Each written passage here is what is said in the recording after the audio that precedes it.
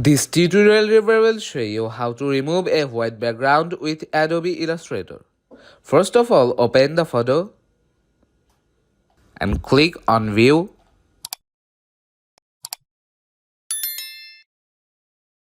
Click on Show Transparency Grid.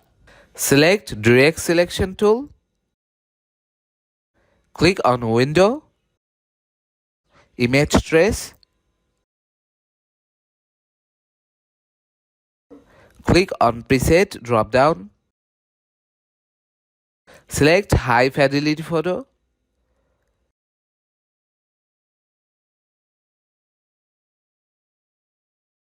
Now cross this panel, go to Object, Expand, check these two options. OK. Now click outside the canvas. Now click on the white background. Press Delete key on your keyboard. So that's how we can remove white background.